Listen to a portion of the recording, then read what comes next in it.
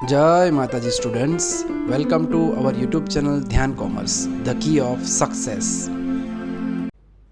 जय माता जी स्टूडेंट्स, बच्चों आज हम ऑब्जर्व करने वाले हैं टैक्सेशन में इनकम फ्रॉम हाउस प्रॉपर्टी के कुछ बहुत ही इंपॉर्टेंट एग्जांपल्स। आगे वाले सेशंस में हम देख चुके हैं basic examples.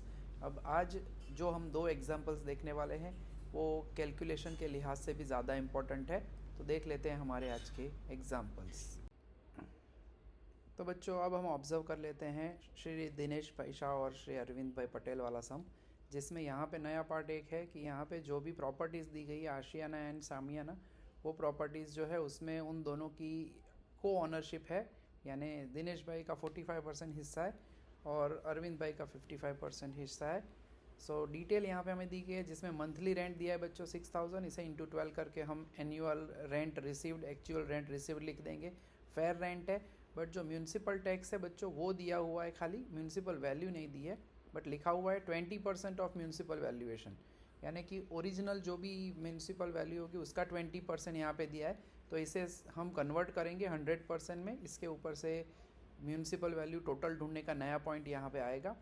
Then land revenue है, fire insurance premium and salary to rent collector, ये तीनों चीज़ें बच्चों वो इंक्लूड होने वाली नहीं है। स्टैंडर्ड डिडक्शन में हम 30% में बाकी के एक्सपेंसेस जो है उसे इंक्लूड करते हैं, और लैंड रेवेन्यू जो है इस हेड में इंक्लूड नहीं होती है, तो वो पार्ट हम इसमें इंक्लूड नहीं करेंगे। 7-8 को हम बाद में ऑब्जर्व करने वाले हैं। एक्स्ट्रा जो डिटेल है बच्चों, ये दोनों हाउसेस के अलावा दिनेश भाई और अरविंद भाई जो है सेल्फ ऑक्यूपाइड हाउस का डेटा दिया है। अब सेल्फ ऑक्यूपाइड हाउस में हम एनएवी गिनते नहीं है, उसमें खाली जो इंटरेस्ट होता है हाउस का, अगर आपने परचेस करने के लिए जैसे यहाँ पे दिया हुआ है 14,900, 12,200, तो ये लास्ट में डिडक्ट होगा। तो बच्चों अब शुरू कर लेते हैं, क्वेश्चन तो समझ लिया हमने, सम की तरफ आगे बढ़ते हैं। यहाँ पे अब जो डेटा है उसमें सबसे पहले एक्सपेक्टेड रेंट ढूंढना है, और म्यूनसिपल वैल्यू ढूंढने के लिए जैसे मैंने कहा ये 20% अमाउंट है, 20% पे 12,000 है, तो 100 पे कितना, उस हिसाब से हम कैलकुलेट कर सकते हैं। यहाँ पे आप देख सकते हो 20 पे 12,000 है, तो 100% पे हाउ मच, तो that will be 60,000 for Ashiana, and same for Shamiana. Shamiana में 20,000 रुपीज़ टैक्स पे किया है, उसका 100% हमें मिल पाएगा 1 लाख। तो ये दोनों म्यूनसिपल वैल्यू ढूंढने का ये नया पॉइंट यहाँ पे है। अब यहाँ पे हम ऑब्जर्व कर सकते हैं कहीं पे डेटा में स्टैंडर्ड रेंट नहीं दिया गया है। स्टैंडर्ड रेंट ना हो तो सिंपली हमारा स्टेप जो कहता है higher value among A and B, वही हो जाएगा हमारा एक्सपेक्टेड रेंट। तो वो एक्सपेक्टेड रेंट की अब कैलकुलेशन हम ऑब्जर्व कर लेते हैं। तो जैसे मैंने कहा आशियाना में म्यूनसिपल वैल्यू है 60,000 और फेयर रेंट 66,000, दोनों में जो हायर हो उसे हम कहते हैं, यानी 66,000 will be the expected rent. Similarly Shamiana में 1 लाख रुपीज़ म्यूनसिपल वैल्यू, उसका फेयर रेंट है 90,000। डेटा आप टेबल में ऑब्जर्व कर सकते हो, उसमें हायर वैल्यू जो है वो हो जाएगी नेचुरली 1 लाख, तो हम 1 लाख इंक्लूड करेंगे एज एक्सपेक्टेड रेंट। तो दोनों का एक्सपेक्टेड रेंट हमें मिल चुका है। एक्चुअल रेंट रिसीव्ड में जैसे मैंने कहा अभी कि उन्होंने मंथली रेंट दिया हुआ है, यानी 6,000 इंटू 12 करेंगे तो दैट विल बी 72,000, एंड शामियाना में 9,000 है, तो 9,000 इंटू 12 करेंगे यानी 1,08,000। तीसरा स्टेप हमारा जो रहता है उसके पहले अनपेड रेंट दिया हो तो, जो कि नहीं दिया, amenities provided by the owner वो भी नहीं दिया है, अनरियलाइज्ड रेंट भी नहीं है, तो यही हमारा वैल्यू फ्रॉम स्टेप 2 हो जाएगा बच्चों सीधा ही। और उसके बाद जो है हमें थर्ड स्टेप में जाना है, तो higher value among step 1 and step 2, जो कि पहले में 72,000, 66,000 में 72,000 होगी, और दूसरे शामियाना में 1,08,000 will be the higher value. तो वो हो जाएगी हमारी वैल्यू फ्रॉम स्टेप 3, उसे ही हम स्टेप 4 में लिखते हैं। अब रेंट ऑफ वैकेंसी पीरियड, अब डेटा यहाँ पे आप ऑब्जर्व कर सकते हो, वैकेंसी पीरियड खाली पहले आशियाना में दिया गया है 3 मंथ्स का, और शामियाना में तो ईयरली पूरा इंटरेस्ट उनको रेंट उनको मिल चुका है। सो 3 महीने का, यानी कि हमारे पास ईयरली इनकम अभी अभी हमने कैलकुलेट की, उसे आप मंथली में कन्वर्ट कर सकते हो, या सीधा कहे तो 12 जो महीने में हमने गिना था 6,000 पर मंथ, उसके हिसाब से 18,000 हो जाएगा 3 महीने का रेंट।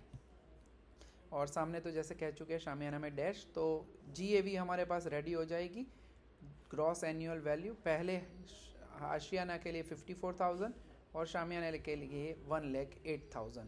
अब आगे की कैलकुलेशन कर लेते हैं। तो बच्चों क्वेश्चन में अब आगे बढ़ते हैं। अब जो बाकी की डिटेल है हमें ग्रॉस एनुअल वैल्यू के ऊपर से नेट एनुअल वैल्यू कैलकुलेट करनी है। उसमें ग्रॉस एनुअल वैल्यू हम आगे कैलकुलेट कर चुके हैं, 54,000 फॉर आशियाना एंड 1,08,000 फॉर शामियाना। यहाँ पे जो है म्यूनसिपल टैक्स जो है वो हमारे पास 12,000 एंड 20,000 दिया गया है, तो वो हम सब्ट्रैक्ट कर देंगे तो वो हमें मिल जाएगा नेट एनुअल वैल्यू यानी कि NAV। दूसरे हाउस में मिलेगा 88,000।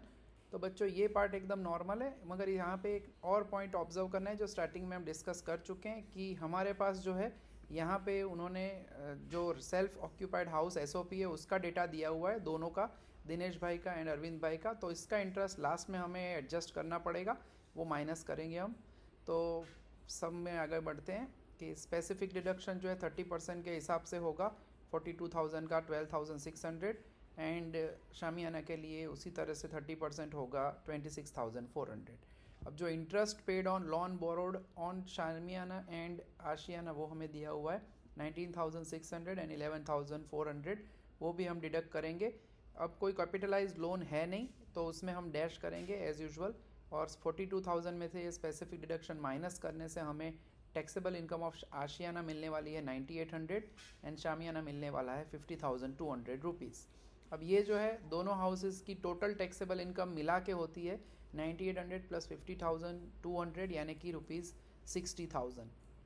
अब ये जो अमाउंट है ये जॉइंट में दोनों के लिए है, यानी कि दिनेश भाई एंड अरविंद भाई एज दे आर को ऑनर्स ऑफ दीज हाउसेस। अब जैसे कि हम आगे डिस्कस कर चुके हैं, हमें यहाँ पे बताया भी गया है कि 45% पार्ट जो है वो दिनेश भाई का है, 55% पार्ट है वो अरविंद भाई का है, एंड हमें यहाँ पे उनके जो SOP हाउसेज है सेल्फ ऑक्यूपाइड उनका भी इंटरेस्ट सब्ट्रैक्ट करना है। तो एक छोटा सा टेबल कैलकुलेशन हम लास्ट में करेंगे। जो हमें taxable income from both houses मिली है उसका 45% दिनेश भाई के लिए, यानी 60,000 का 45% होता है 27,000, और अरविंद भाई के लिए वो होगा 33,000। अब उनका जो सेल्फ ऑक्यूपाइड हाउस है उसमें उन्होंने जो भी इंटरेस्ट पे किया हुआ है, उन्होंने हाउस परचेज़ किए हैं सेल्फ ऑक्यूपाइड हाउस के लिए, तो वो इंटरेस्ट जो है 14,900 दिनेश भाई का है इंटरेस्ट पेड ऑन लोन, और उसी तरह से अरविंद भाई का है 12,200। तो ये डिडक्ट करना पड़ेगा। ये माइनस करने के बाद जो है जो दिनेश भाई है उनकी टोटल टैक्सेबल इनकम हो जाएगी, वो होगी ₹12,100 एंड अरविंद भाई की टैक्सेबल इनकम हो जाती है ₹20,800। तो बच्चों इस समय हमने ये नया पार्ट ऑब्जर्व किया है जिसमें हमने जो को ऑनर्स है उनका पार्टीशन ऐसे दिया जाए तो कैसे कैलकुलेट करते हैं वो पूरा हिस्सा ऑब्जर्व किया है। अब देख लेते हैं ऐसा ही एक और मोस्ट इम्पॉर्टेंट एग्जाम्पल। तो बच्चों अब ऑब्जर्व करते हैं इम्पॉर्टेंट एग्जाम्पल जिसमें हमें यहाँ पे रुबीना खान जी के 2 हाउसेस के बारे में डेटा दिया गया है। यहाँ पे क्लियरली बताया गया है कि जो पहले 3-4 डिटेल तो नॉर्मल है, fair rent, municipal value, standard rent, इसमें से हम डिसाइड करेंगे एक्सपेक्टेड रेंट, एनुअल रेंट दिया हुआ है, उसके बाद म्यूनसिपल टैक्स जो हम लास्ट में सब्ट्रैक्ट करते हैं GAV में से, और रिपेयर्स जो है वो इंक्लूड नहीं होंगे, insurance premium also not included as वो स्टैंडर्ड डिडक्शन में इंक्लूड हो जाता है। ग्राउंड रेंट है वो हम इस साइड में इंक्लूड करते नहीं है, ठीक है, तो उसे भी हम जाने देंगे यहाँ पे। यानी अब 2 डिटेल यहाँ पे हमारे पास बची है बच्चों, जो कि हमें दिया गया है 9 नंबर का पॉइंट है, interest on capital borrowed by mortgaging house 1। अब उसमें जो है वो इंटरेस्ट 18,000 है, बट वो फंड जो है they are used for construction of house 2। तो जिस हाउस के कंस्ट्रक्शन में फंड यूज़ हुआ है उसमें डिडक्शन में अलाउ होगा। तो ये 18,000 लिखे हाउस 1 के लिए है, बट वो हम डिडक्ट करेंगे हाउस 2 में। फिर दूसरा जो पॉइंट है 10 नंबर, उसमें अनरियलाइज रेंट दिया गया है हमारे पुराने प्रीवियस ईयर का। प्रीवियस ईयर जो है वो है 22-23 और जो हमें मिला है 23-24 में, यानी अनरियलाइज रेंट बच्चों उसे हम सेटल ज़रूर करेंगे क्योंकि चांसेस थे नहीं कि वो हमें मिल पाएगा। उसके बाद हम जो ऑब्जर्व करने वाले हैं वो है 11 नंबर, रेगुलर में वो अनरियलाइज रेंट रेगुलर दिया गया है हमें और वो हाउस 2 में से सब्ट्रैक्ट करेंगे। नेचर ऑफ ऑक्यूपेशन में नेचुरली दोनों जो है वो लेट आउट है। खास यहाँ पे ऊपर हमें एक डिटेल ध्यान रखनी है, उन्होंने यहाँ पे दिया हुआ है defaulting tenant of house 2 has become insolvent and has vacated house on 31 January, यानी जनवरी तक वो वहाँ पे रहा है, उसके बाद 2 महीने खाली रहेंगे, तो वो 2 महीने के लिए हम वैकेंसी पीरियड इंक्लूड करेंगे, उसे गिनेंगे वैकेंसी पीरियड में। चलिए तो अब शुरू कर लेते हैं हमारा सम। डेटा हमारे पास है, एक्सपेक्टेड रेंट जो है कैलकुलेशन एज यूजुअल है, म्यूनसिपल वैल्यू 61,000, हमारे पास फेयर रेंट है 60,000 and as we can observe that यहाँ पे हमारे पास स्टैंडर्ड रेंट अवेलेबल नहीं है, तो स्टैंडर्ड रेंट अवेलेबल ना हो तो नेचुरली हायर वैल्यू ही बन जाती है एक्सपेक्टेड रेंट। तो 61,000 will be our expected rent for house 1। House 2 के लिए सभी डिटेल अवेलेबल है। म्यूनसिपल वैल्यू 1,85,000, फेयर रेंट हमारे पास है 1,82,000, स्टैंडर्ड रेंट 172,000 है हमारे पास। तो फाइनली म्यूनसिपल वैल्यू और फेयर रेंट में 1,85,000 हायर वैल्यू थी, but as standard rent is lower so we will consider expected rent as 1,72,000। तो वो डेटा हमारे पास आ चुका है बच्चों। एक्चुअल रेंट या एनुअल रेंट जो दिया हुआ है वो पहले के लिए 64,500 है और दूसरे हाउस के लिए 1,80,000 है। अनपेड रेंट का डेटा अवेलेबल नहीं है बच्चों। अमेनिटीज़ गिवन वो भी दिया हुआ नहीं है। अनरियलाइज्ड रेंट पहले हाउस में नहीं है बच्चों, ध्यान रखना है 11 नंबर का पॉइंट। दूसरे हाउस के लिए वो 60,000 है। सो वैल्यू फ्रॉम स्टेप 2 पहले हाउस के लिए वही रहेगी 64,500 रुपीज़ एंड दूसरे हाउस के लिए माइनस करेंगे तो 1,20,000।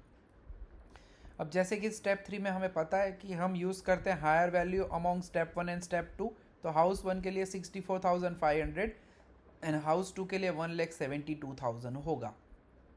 अब स्टेप 3 की वैल्यू स्टेप 4 में रख देते हैं। रेंट ऑफ वैकेंसी पीरियड बच्चों, हाउस 1 में वैकेंसी पीरियड नहीं है, बट हाउस 2 में मैंने अभी आपको बताया था कि 2 महीने यानी जनवरी 31 को वो मकान खाली किया गया है। तो फरवरी मार्च यानी 2 महीने का रेंट जो है एनुअल यहाँ पे रेंट दिया गया था, तो 2 महीने का रेंट हम कैलकुलेट कर सकते हैं। 2/12 into 1,80,000 that will B 30,000। So gross annual value house 1 के लिए सिंपल है 64,500 और हाउस 2 को हम सब्ट्रैक्ट करते हैं 30,000 तो वो मिलेगा हमें 1,42,000। तो बच्चों देख लेते हैं आगे का हिस्सा जिसमें हमें जो ज़रूरत वाली डिटेल है वो मैंने यहाँ पे रखी हुई है ताकि समझने में प्रॉब्लम कम हो। तो यहाँ पे म्यूनसिपल टैक्स दिया गया है हमारे पास, जो मॉर्गेज वाली लोन का डिटेल है वो हम हाउस 2 में इंक्लूड करेंगे। देन अनरियलाइज्ड रेंट जो है वो इंक्लूड करेंगे हम। सो बच्चों देख लेते हैं कैलकुलेशन। GAV हमारे पास थी 64,500 एंड 1,42,000 हाउस 2 के लिए। म्यूनसिपल टैक्स है 12,500 एंड दूसरे हाउस के लिए 40,000। So NAV net annual value होगी 52,000 and 1,02,000। As per standard deduction 30% करेंगे हम 52,000 का, तो that will be 15,600 and 30% of 1,02,000 house 2 के लिए तो वो होगा 30,600। अब जैसे कि मैंने बताया था कि जो यहाँ पे हमारे पास इंटरेस्ट जो है, interest on capital borrowed by mortgaging house 1, वो फंड्स यूज़ हो रहे हैं हाउस 2 के लिए बच्चों। तो खास ध्यान रखना है जिस हाउस के लिए यूज़ हो रहा है फंड उसमें हमें डिडक्शन करना है। तो नेचुरली हाउस 1 के लिए इंटरेस्ट में डैश करना है, हाउस 2 में ये 18,000 हम इंक्लूड करेंगे। 10 नंबर का पॉइंट अभी मैं समझाने वाला हूँ।